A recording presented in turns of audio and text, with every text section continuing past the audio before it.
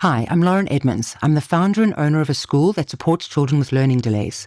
I'm hoping this space gives you something to think about. So today I want to talk about a young boy that was with me a couple of years ago.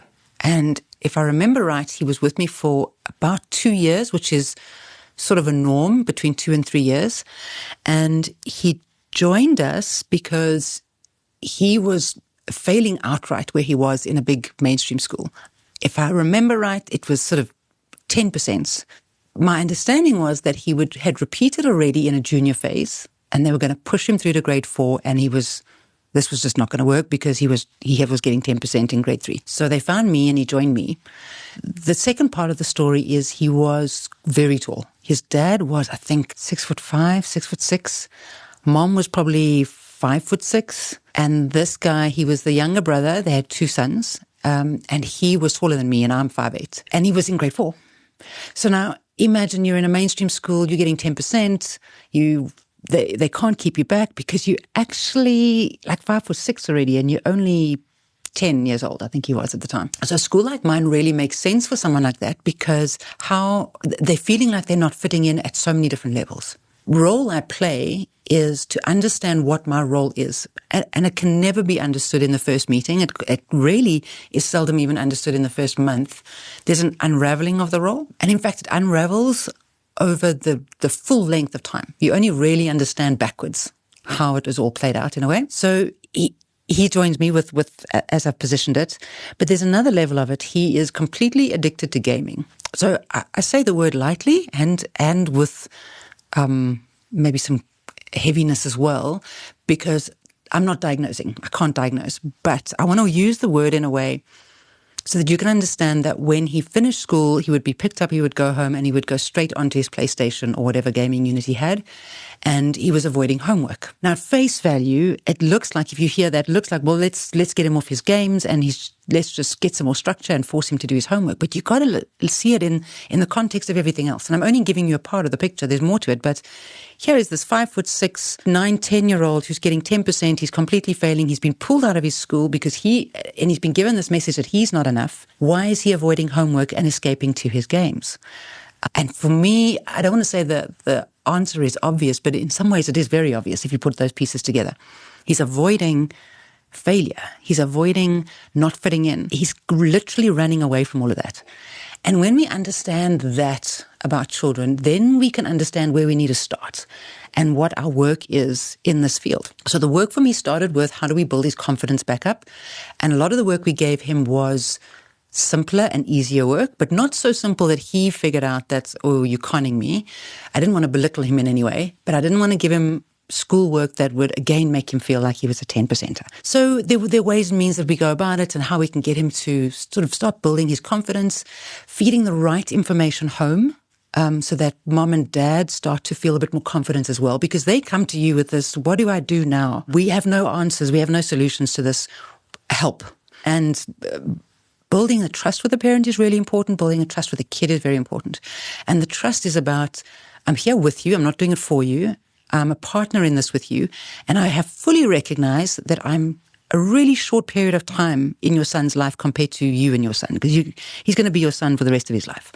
So I've got to have humility in that. So it's never about me and what I can achieve. It's about what I can facilitate for the child to achieve within the context of his context. So holding the parents accountable. Sometimes it gets kind of hard. I've had parents come to me and say that was probably the hardest 2 years I've ever gone through, but thank you, because now we're here. The gaming situation, and we held him safely at school in terms of the academics and giving him lots of opportunities to feel like, actually, maybe I'm okay, maybe I can do this. But the gaming persisted. So we really did a lot of work around academics, and he was starting to achieve.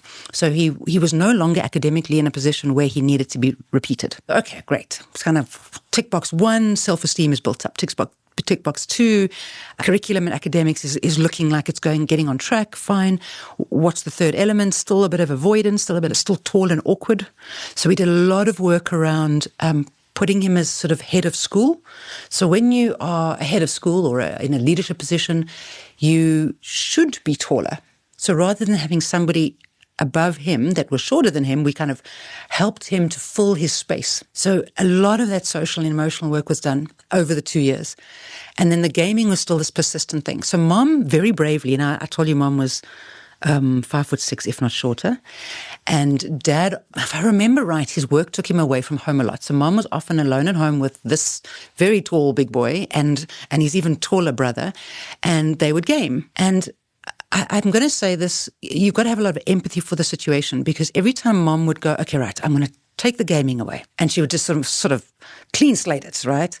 And this boy, because of his size and because of she did it early on in our intervention. So he wasn't yet regulated enough. So she tried it. And I'm not lying when I tell you, he picked up a couch and threw it through the window. So when you're a mom and the dad's not there and this is happening, you go, never mind, take your PlayStation back. And I think that's a reasonable response, because now this is big and you're getting triggered, and what do I do with this? And I don't want a son that gets so angry he throws chairs through windows. There's such an important part to this is when that story was relayed to me, my role in that moment was to say, oh, that's interesting. Not, oh my goodness, I can't layer up the shame. I've got to de-layer the shame. So I'm going to say, oh, wow, that must have been really scary for you. And how is your son? Is he okay? As much as she gave the game back to him, and he went back into his cycle of no, because now it's not, I'm trying to avoid homework. Now it's my pattern is avoiding homework. So we needed to make room for that. So a couple of months go by and I give her the courage, or she finds the courage and she tries it again. Same sort of thing happens. Third time comes around. Now he's sort of near in hindsight, I can tell you it was near the end of his journey with us, because it was kind of the last hill that needed to be overcome. So we get to this stage and she goes, I'm going to do it again. But now we've done all this other esteem work and he's feeling good about himself, and he's not walking around with his shoulders all slumped. He's actually walking into his height. And she does it again. And this time she's got more power and she's seen it twice. And we've spoken about how you think about this and it's effective. And he breathes into this and he goes, you know, Mom, okay, let's go with this. So it was hard. I mean, giving up anything that you are, again, using the word addicted to is incredibly difficult. My timelines are going to be off slightly, but I would say 3 months after that, we all looked at it. We said he's ready to mainstream. So this was 2 years that this happened. He comes from no self-esteem, feeling like a complete outcast, angry, failing. They mainstream him into Jeppy Boys High. Within 6 months, he's caught up any curriculum that we weren't able to catch him up because we were doing the other work as well. Because now he has these amazing skills. He's caught it up. He's gone into water polo. He's no longer, I want to say, slovenly and this boy who just sits on a couch and games.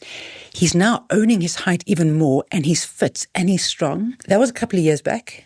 If I'm right, he's first team water polo at Jeppy in matric and passing well. And those stories are important to tell because nobody really knows what to do with a kid like that. Nobody knows where to start and how to position it, and they lose hope with what's in the future. And I think a lot of parents stop thinking about the future because it's just too big. How do I figure out where my boy is going to go when this is where we're at? So the space that I've got to hold is the space of acceptance, awareness, hope, and don't worry, we've got this together. I'm not doing it for you, I'm doing it with you.